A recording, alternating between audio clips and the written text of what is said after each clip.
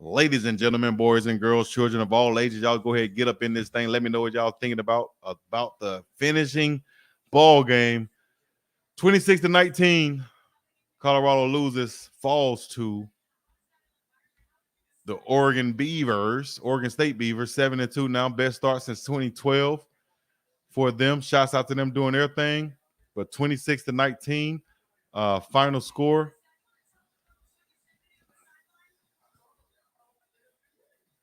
Y'all about to watch the MVP. 26-19 is the final score. Get in the chats. Let me know what y'all thinking. What you thought about this ball game. J Dub says she's so disappointed. Don't be so disappointed, J Dub. It's okay. Don't be so disappointed. This sucks. I understand how everybody is feeling out there.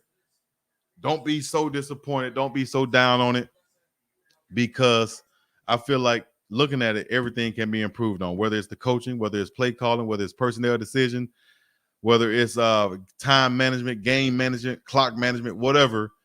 You know, we got a new member of the Big Dog Gang. Bridget Maxey just joined. She hit the join button on the page. I appreciate you joining in to become an official member of the gang.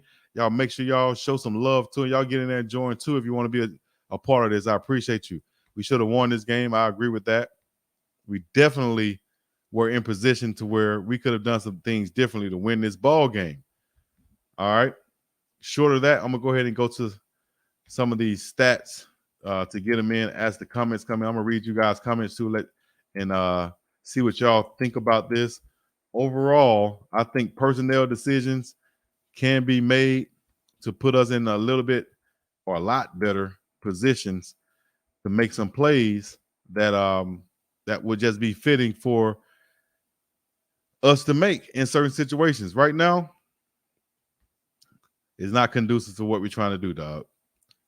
We're behind the eight ball, kind of. We're shooting ourselves in the foot.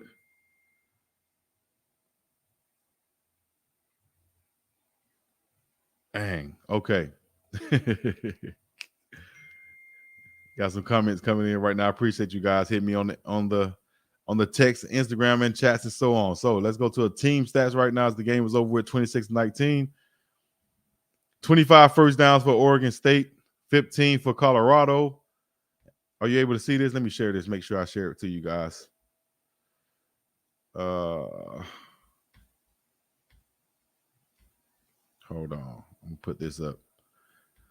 Man, disappointing, definitely. I will say it is disappointing, in certain aspects. But I think that we can just be so much better with just simple type things that we're not doing as far as personnel wise. I'm going to read none but comments right now, though. Shador Sanders makes tackles with his arms. Shiloh. Turn out the lights. The party is over. Buff shots. Why Coach Prime don't recruit Samoans? I think he really need to. I don't think it doesn't come to a situation where he don't recruit them.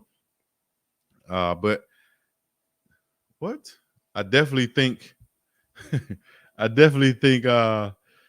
that they could do a lot better by bringing in a lot more. Are we good?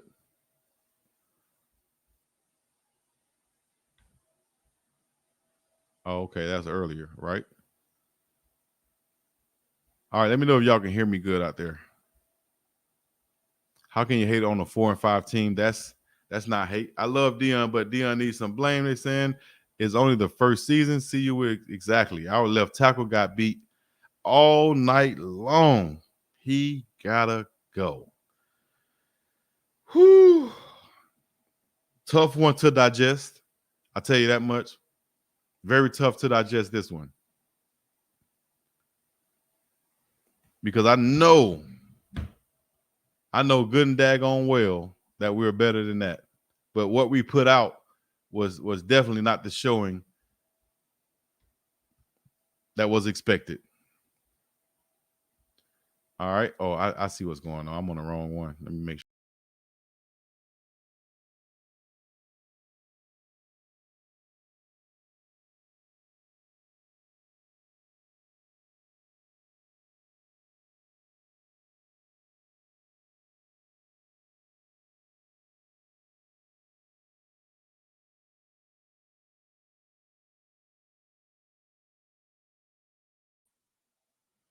Ladies and gentlemen, boys and girls, children of all ages, let me know where you're checking in from, how you checking in, and what y'all feel about what you just saw. I'm here. And I gotta be honest and let y'all know what I feel like. But I'm gonna read some comments and get down to the nitty-gritty. Everybody knows Prime isn't an X and O coach. It's okay. It's why he brought in some of the best coaches. It's clear something is off. Yeah, the personnel. Or I think we got players in certain positions that need to be out there that's not out there. And even if you just play them, like I saw Juju Mitchell for one series, though. How could you play anybody for one series and they're productive and you never see them again on the game? That baffles me. How could you have a left tackle out there that's not just doing simple stuff like getting a good kickback, like having a good stance? When I wasn't the best coach in the world, I'm sure, but when I coached, I did pick up on little things like, hey man, if you're getting beat, I'm going to watch and see what you're doing, and I'm going to try to make those adjustments so you can not get beat so much. That left tackle, the way his stance was, the way he wasn't getting any type of kickback, that's practice, that's film, that's coaching up, that's no adjustments during the game, that's no identifying by whoever his position coach is. All of that stuff is questionable to me, and I'm wondering, how is it not addressed on and on and on and on this much, this consistently? How is it not addressed? Please tell me. How can we have guys running at Shedeur Sanders so much untouched, and we have an offensive line, their whole job is to protect the quarterback, and you got guys coming in there blitzing like they got an invisible suit on or something? What they do that at? Everybody see him. We got a uniform number, big body, helmet, everything on there, and we still doing the same thing. Trevor Woods playing now. No, you're going to lose. No, I'm not going to say that. I will just say this, though. You got to put them guys in position to be successful, doing what they do best. You got a guy like Trevor Woods coming from safety to linebacker. I'm all cool with it. In pass situations, in certain situations, he's not going to understand everything at the linebacker position because he just moved there. Right? So put him in only situations where he is going to be successful. He knows what to expect. He knows, hey, man, I'm covering the tight end on this and nothing else. I'm not guessing. I'm not dropping back in no man's land. I'm not trying to play the run against 300-pound mother, you know what's coming up trying to block me when I'm a safety at heart. No. Bring in those big burly linebackers that you have. One from Alabama.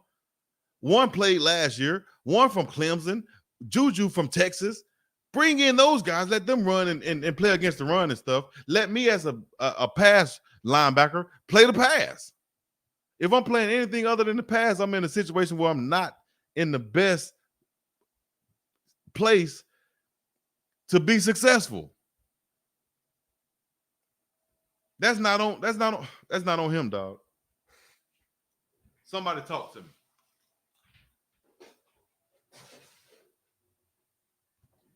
I had to turn the fan around. It's getting hot up in here. Somebody tell me something. Because me personally, I'm making substitutions, dog. I am. Come on, man. Big dog Chico. I did see Coach Lewis last week, chip with tight end to help left tackle. At least he tried to help. Okay. You could chip him, whatever, but I would be over there trying to coach him up. Because even with the chip, your technique is still trash. So you're not going to block nobody. You're not going to block the air doing that. Look at these highlights showing Alabama offensive linemen and stuff and against LSU. The technique, for one, is there. The technique, then the assignment, understanding what to do is there. Man, please. It makes no sense why they aren't playing other players. It's ridiculous. What are they doing? I don't know, dog. Somebody tell me. Y'all run them likes up one time if you haven't already. This is one of these things where it baffles me. I be questioning certain things, but I don't want to step on toes because you don't know everything, dog. You don't know everything. You don't know what's going on behind the scenes. But come on, man.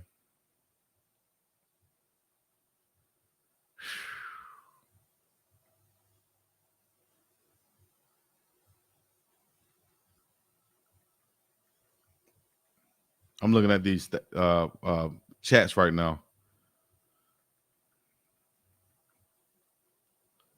Oh man.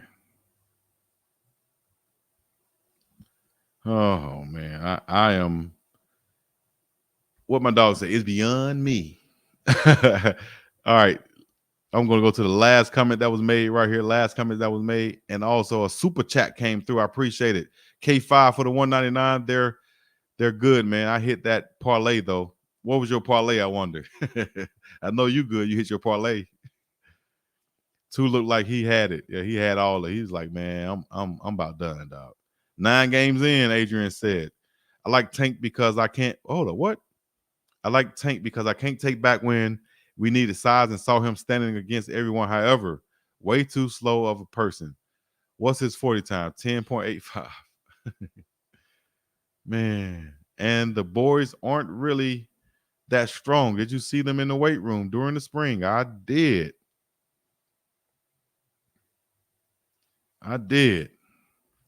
LT is going to get 2 killed, left tackle. Them white men don't want to take orders from Prime. Love said, what? I don't think that's the case, but everybody sees differently from their own lenses. If we want to talk about technical though, as far as the game go, I will do this once again. Let me go down this stat list one more time. We did have 6 penalties for 40 yards. They had 5 for 50. Rushing yards. Look at this. We had 19 rushing attempts, 39 pass attempts. They had 46 rushing attempts, 25 pass attempts. Yards per rush, 4.2. Yards per rush on us, -4. Of course, that counts Shedeur Sanders' sacks. So total, we had -7 rushing yards. They had 195. Do y'all see that? They had 195 rushing yards. We had -7. Negative.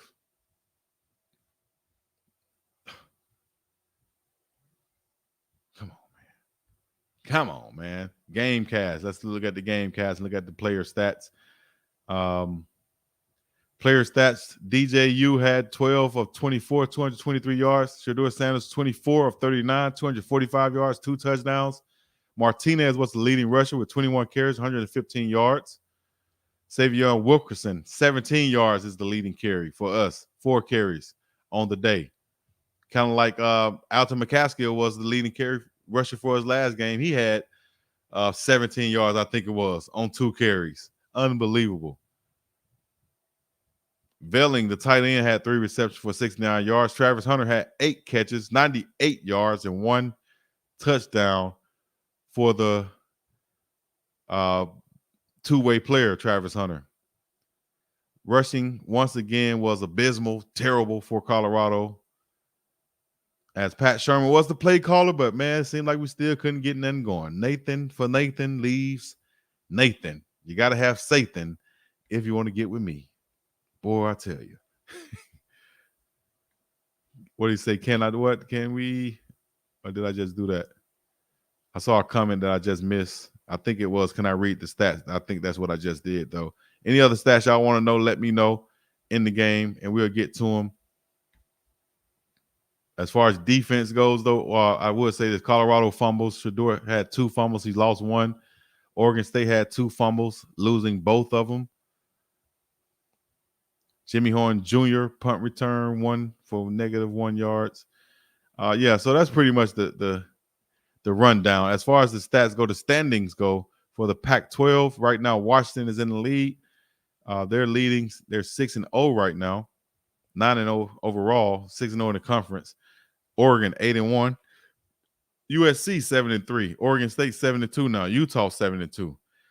UCLA 6-2, Arizona 5-3, Stanford 3-6, Colorado 4-5. As of right now, it looks like Colorado is finishing up right about where a lot of people predicted them in the Pac-12, in that bottom third of the Pac-12, with California at 3-6, Arizona State 2-7, and Washington State is sitting at 4, and Fiji, that's 4-5.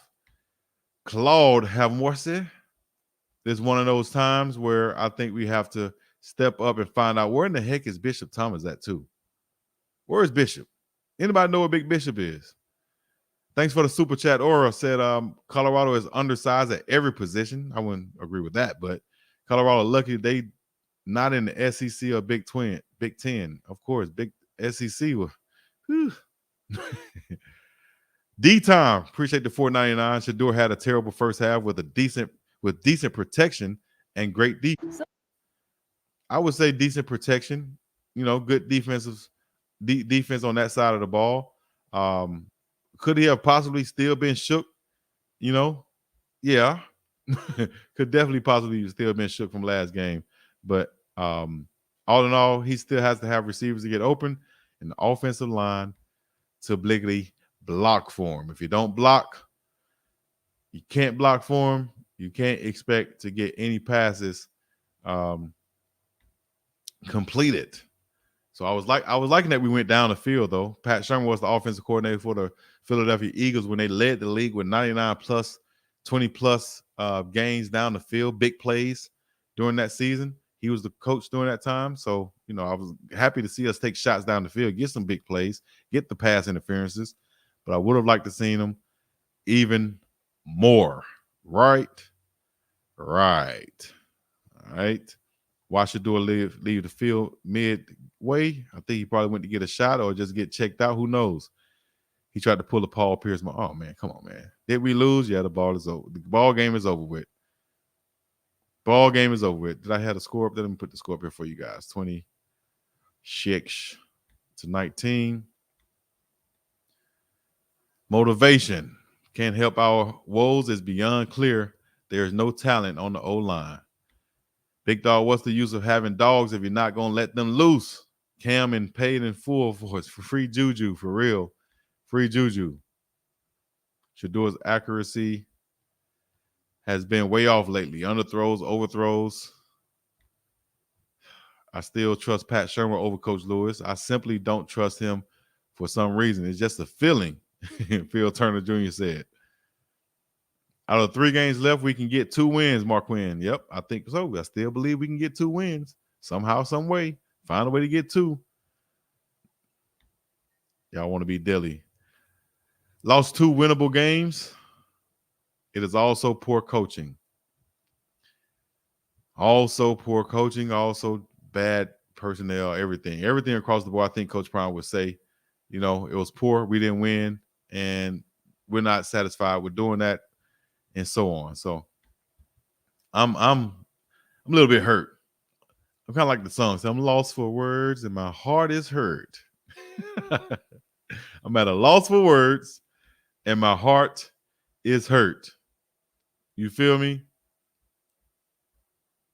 I'm at a loss for words and my heart is hurt. For real. 26-19 was the final score. Y'all get down below, get in the comments and so on. Join the page, and y'all get y'all some merch if you haven't already. Whoever says Shador Sanders needs to be drug tested is crazy. I'm defeated. Y'all can be defeated. If it's late night where you're from, I appreciate you checking in from me. Even if you're bringing in a donation like this at this time of night, man, thank you very much. Shador is still hurt and looks like he had to get another shot. If he played bad, it's because he's been getting hit all year. The man can barely walk, and people talking about his accuracy, shaking my head. Right. All right. I'm gonna put this in. I'm gonna do something different. I'm gonna go ahead and put this in the comments. Let you guys come in and say something on the post game. You want to join the conversation? Come on, join the conversation. We'll leave it open for you guys. Join the conversation. Get in. Bing in right now. There's no limit on it until I shut it down. No limit. Come into the comments. Come into the doghouse, should I say. I'm going to get that right. Come to the doghouse and talk your talk. This is a safe space for you to get off what you feel, what you think, and so on. Seth Marie is the first one to chime in. Everybody else, come on in. Ask Seth to get it going. All right. Hey, what's up, Chico? How you doing? Let me know where you're calling in from and go ahead and say what you got to say. What's up? From Ohio. From Ohio. Ohio. Yes, I have to admit, Ohio State my favorite team, but Colorado is my 1B team. So, this is not a bad team. 45 losses have been against ranked teams, as we all know. They played a very good game. They just made too many mental mistakes. Too many mental mistakes. That call at the end of the first half was atrocious, to say the least. I don't know what he was thinking. And like the commentators here say, this is not a bad team. They just make too many mental errors, and when you do that, it causes games at the end. On that point, what you just said, now we made a big point about that at the end of the half where it was 7-3. They could have won the half 7-3, but they end up giving up another touchdown. Now you're going to have 14-3. And guess what we were chasing at the end of that game? That extra score. We were chasing that extra score. That was the difference in the ball game right now. Think about that.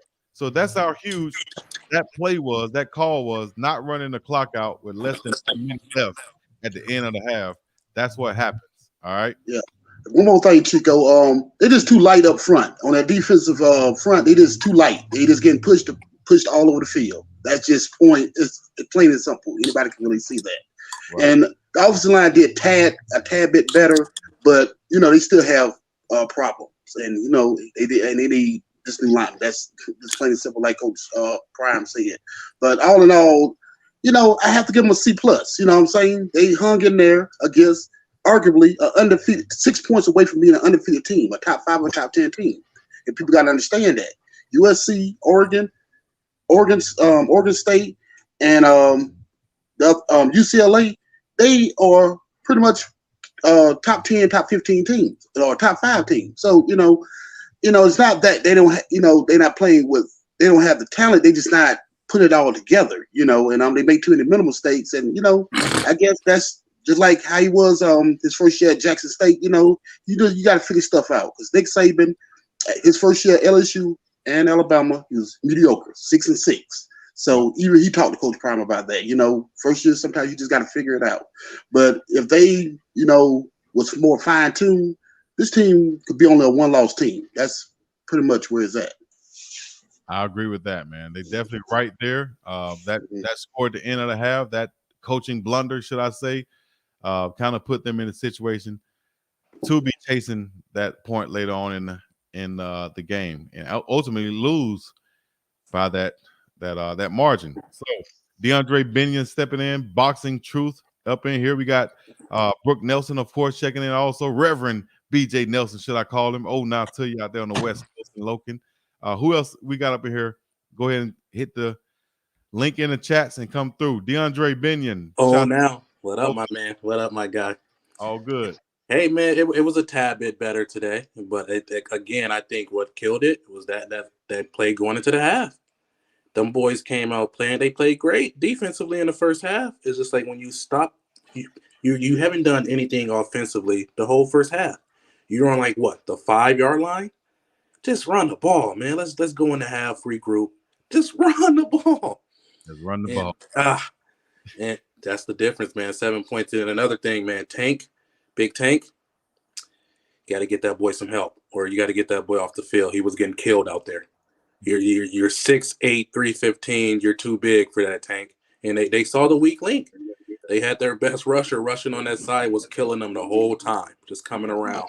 And you got to get Dylan. You got to get Dylan out of there, man.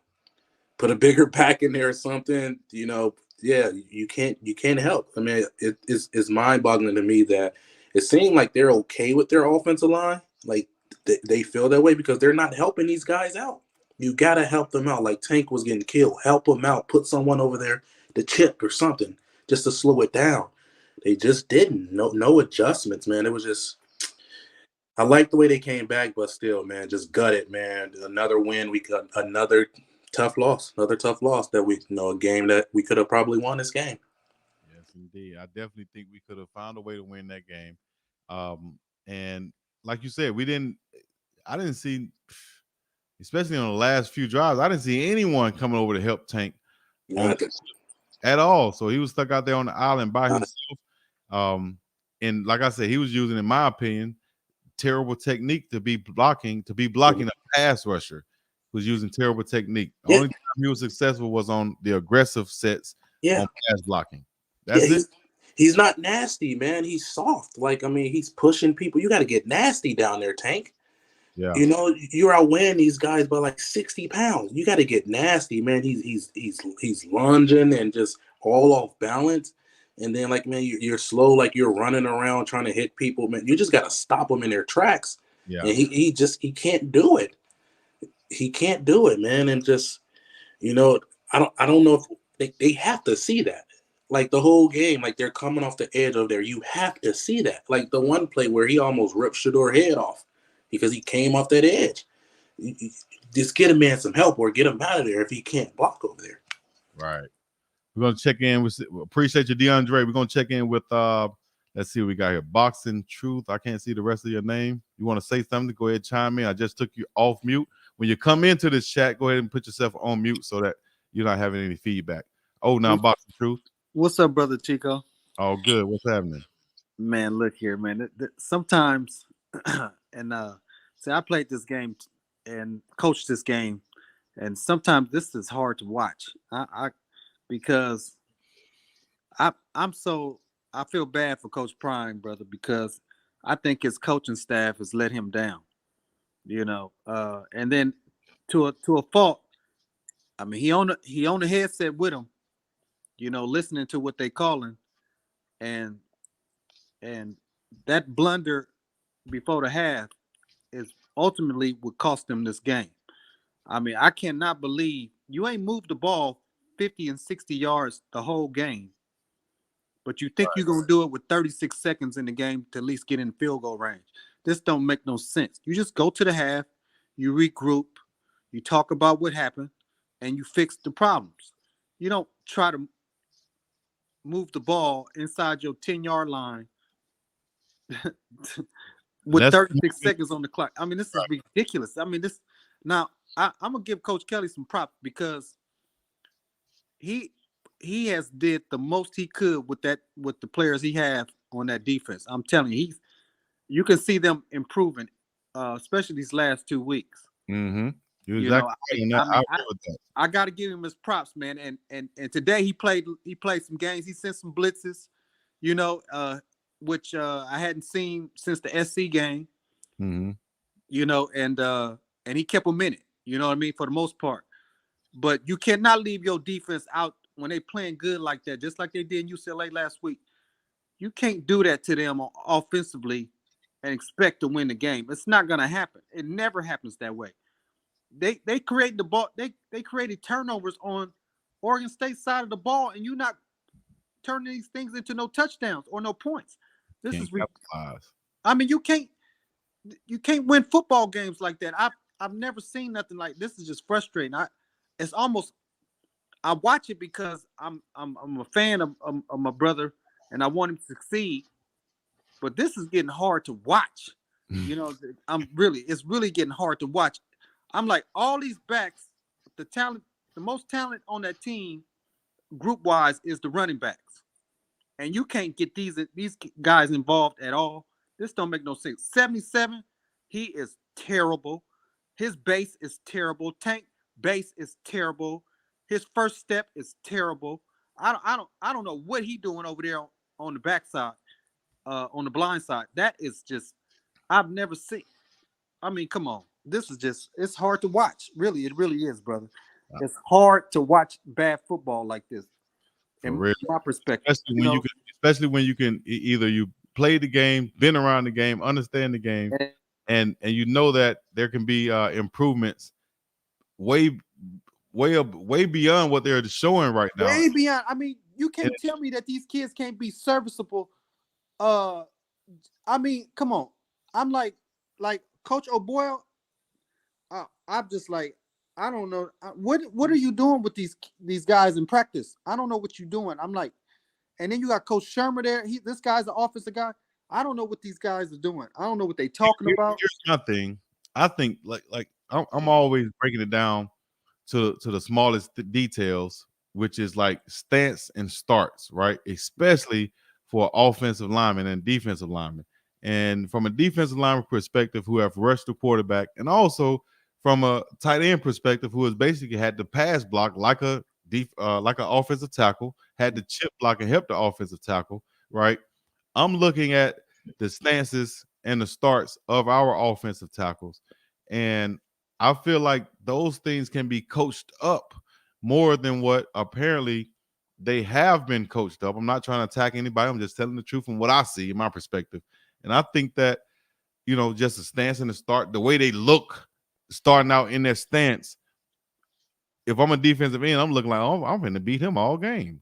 He don't even look like he ready. And just that's at the beginning of the game. So when they get tired at the end of the game, that technique is going to falter even more, right? So you got one player with his hand on his knee and he's not getting the kickback. That's going to be even worse as the game goes on. So you got to be, as a coach, you got to be coaching and reminding these guys in practice, on film, and especially coming into the game that, man, your stance, your alignment, your assignment, your technique is crucial.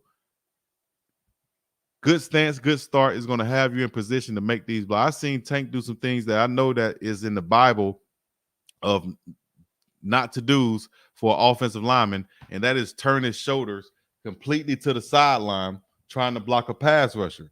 It doesn't work like that. They will tell you as a coach, stay square to the line for as long as you can, and what will help you if you get a good kickback. That's your first step, and you start. And Matt McChesney will break this down too, and that will start off your stance, right? You got to get a good stance in position to get into your kickback. If you just starting out with a lazy stance, how do you think your kickback is going to be? Just as lazy. And the defensive end is going to see that. He's going to eat that up all game, dog. He's going to attack that upfield shoulder and eat it up all game. That's barbecue chicken. Chico, you already know. I mean, this guy got his hands on his knees, bro. I mean, come on. This is crazy. As a defensive end, I'm saying to myself, he will not block me with his hand starting on his knee like that. No, he shouldn't. If he does, I'm going to be, as his coach on the other side, I'm going to be hot. I'm going to be hot. Now, I challenge you guys to watch any other highlights from any other schools that's successful, and y'all look at, and I'm not just attacking that one position. I could go across the board. Y'all look at some of their stances and starts and how they start, especially the offensive line. Look at how they're starting and what they look like before the snap. They look like they're ready to go, and you can't predict whether it's going to be a pass or run because everything looks the same.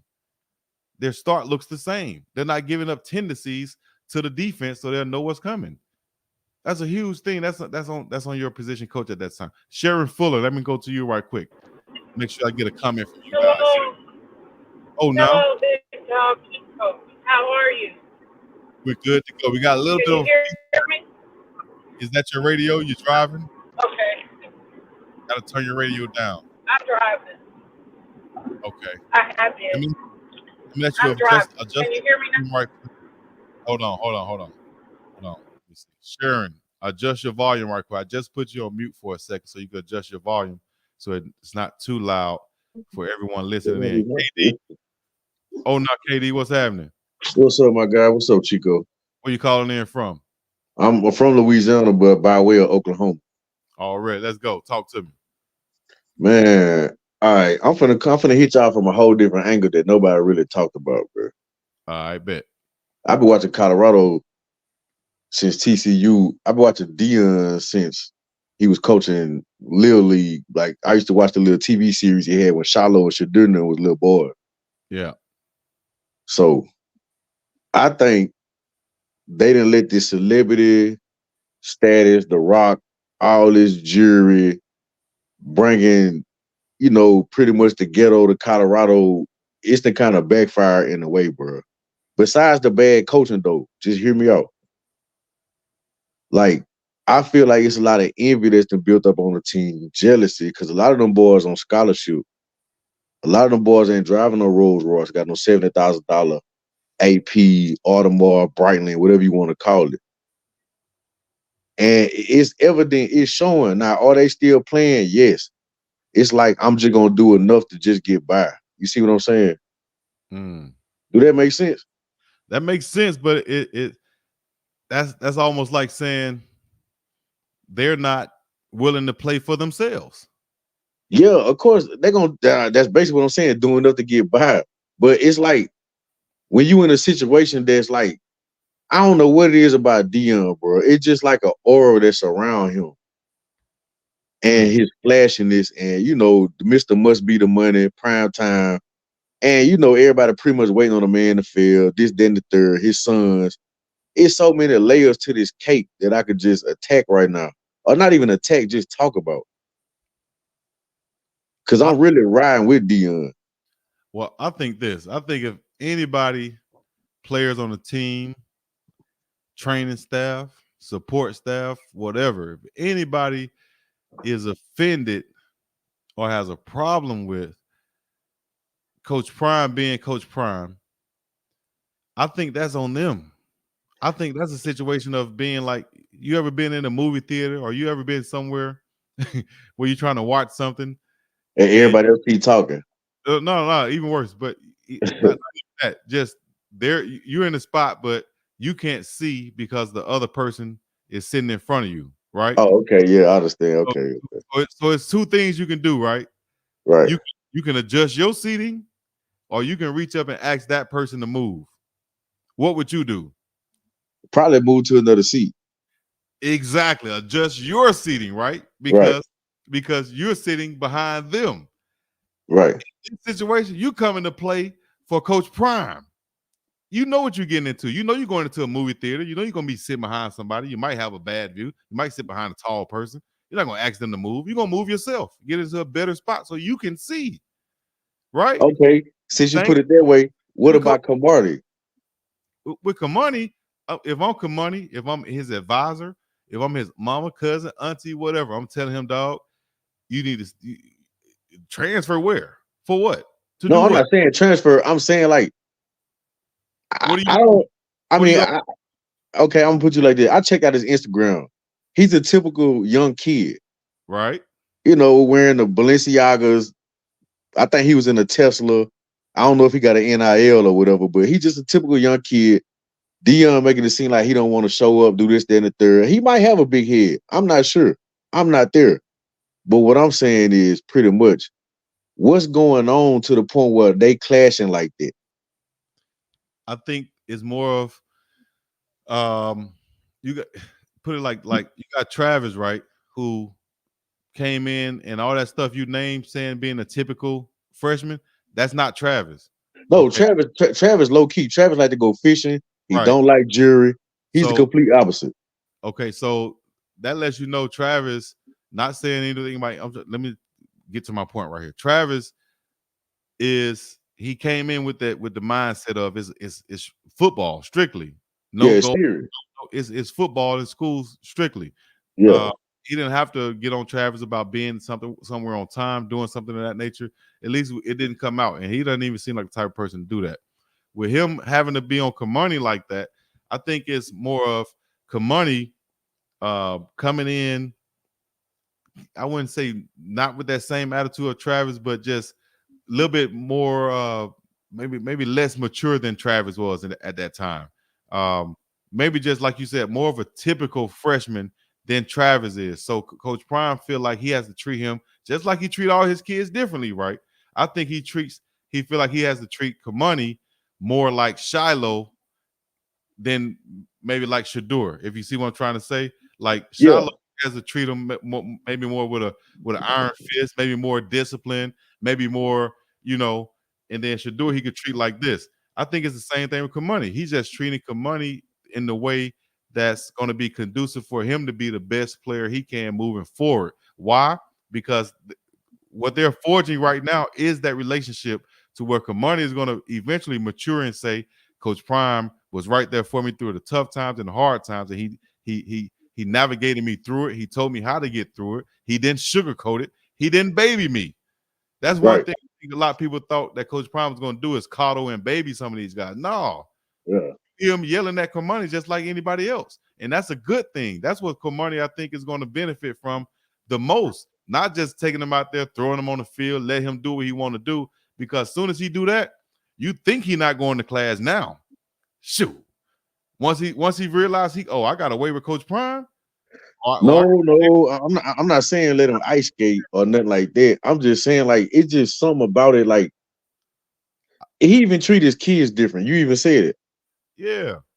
And Like, I and think I I'm an think older brother, so I understand it. I got little brothers, and I kind of felt that way. And I never been like on no Cain and Abel type deal though. I love my little brothers equally. I don't care how my daddy see I was a mess up. I went to jail, this, then, the third. I corrected all my mistakes. I got my CDL. I'm living a good life. I'm straight.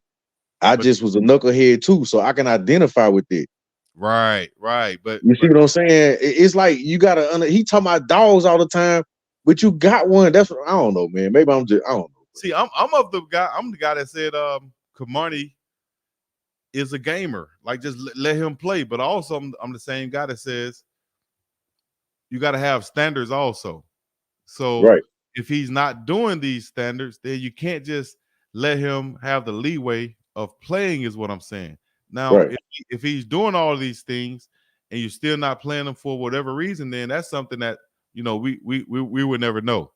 But I think overall is going to benefit Kamani to knowing all of these things that whatever it is Coach Prime is teaching him, whether it's discipline, understanding, just being responsible, coming to meetings, knowing what to do on the field, because it's not just lining up.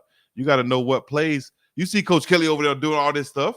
He ain't just yeah, doing it for he's calling plays, he's calling coverages based off of formations, and all of these things are complex. Unless you're just having Kamani go out there and play man to man, then he's not going to be able to just go out there on the field and play. right. Although you feel like in certain situations, you might just have to put him out there, dog, and tell him, "Hey, you cover that guy, and we'll play Right. other coverage over here." But So, look, I didn't just want to zoom in on Kamani like he just like the topic of this discussion. I just use him as an example. yeah. But on another note, I think Coach Prime is a good coach, and he was definitely a hell of a player. Mm-hmm. But it's just something with his philosophy that just it's like it makes it to the finish line, but it doesn't cross it at a time when it needs to be crossed, if that makes sense. Like, i.e., JSU when they play the championship at the Georgia Dome. Yeah, both of them one able to get over that hump, Exactly. and then now you come, you start off hot, And I and understand it is their first year, bro. So I'm definitely not just, putting more pressure on them people than they should have. yeah, It was a good season. 4-5. Hey, Nick Saban wasn't the best his first year at Alabama. because excuse me, you gotta sell your not sell, but you got to present what you're putting out there, what you're trying to accomplish, right? And Right. then people will come and buy into that. Believe me, man. Believe me this. And I think a lot of you guys know that the recruiting cycle hasn't really even like what they went through last year wasn't even a real recruiting cycle. This year they should make a big splash, and I think it's going to surprise a lot of people. I got Reverend BJ Nelson up in here, man. Let me go ahead and see what Brooke saying over here, man, out of San Francisco. What you got to say about that? And that was KD chiming in from Louisiana by way of It's a Oklahoma. couple of things. It's a couple of things. One, Tank. Well, Carmani, Tank, Bishop, and a couple other fellas have the same problem. It's the lack of discipline. Tank don't have no discipline because he's not doing he's a tall dude, but he can't get low and he can't plant himself. And to be that big and for people to just continue to run over you is something wrong with your technique. Discipline. He ain't disciplined on his technique. Kamani, he's young. And everybody, I'm looking at the chat and I'm just shaking my head and I'm laughing. Kamani is going to get better. But you have to remember, Kamani don't have all of the fundamentals of football that he's going to need to have. Sure, he's a great talent. He know how to play, but he got to be disciplined in that book, and he got to be disciplined watching film. That's what got him in trouble the first time. The problem with Bishop will knock you out your socks. But unless you start banging them books and get discipline in that classroom, you ain't gonna see no time on the field.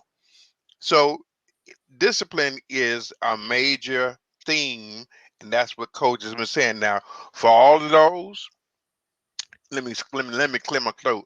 For all of y'all, they're talking about Coach Prime is sorry. You are sorry because you don't extend the coach the grace that you want to be given. Give the man time to work Right. his Hold up, plan. hold up. You got to say that again. You guys don't give the grace what?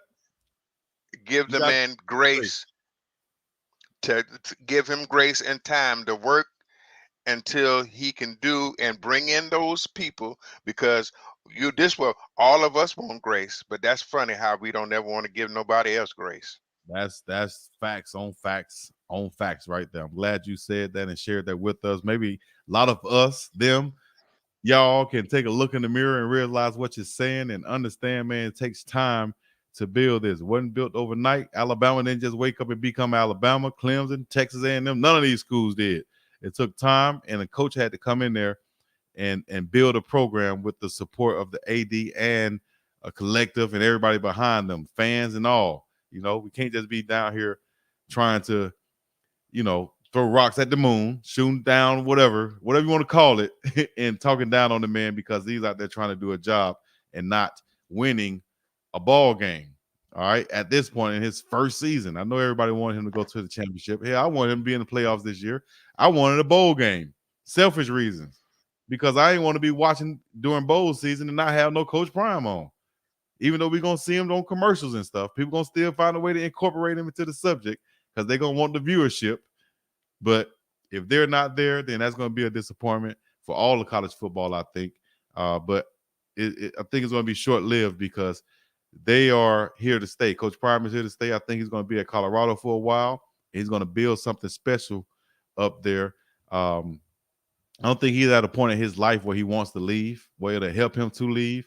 I think he's going to be solid and build that foundation right there with his kids, finishing school there, leaving there. His daughter will still be there after Shiloh and Shadur is gone. So his roots will still be there. He just got one of the top quarterbacks in class of 25 or leaves.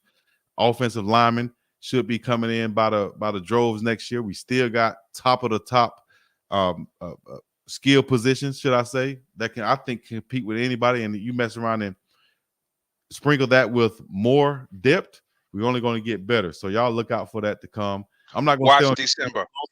Watch December. December going to be a huge splash. Those first 2 weeks in December, I bet, leading up to Christmas, and right after that, it's going down in a major way. Thank everybody for tuning in. This is going to be a shorter post-game show, being that it's so late. And it's time to go eat. Everybody get you something to eat and get you some good sleep. Wake up tomorrow, go to church. All right. We up and about this thing. Peace in the Middle East. Thank you guys for the comments, donations, likes, shares, and everything of that nature. Sunder, appreciate the $2. Said I'm stuttering, so they don't believe that.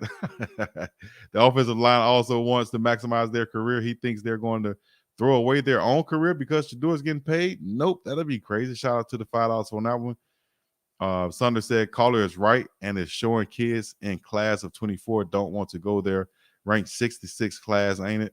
I don't think so. So everybody else, thank you guys once again. We up and about this thing. Peace in the Middle East. Yeah.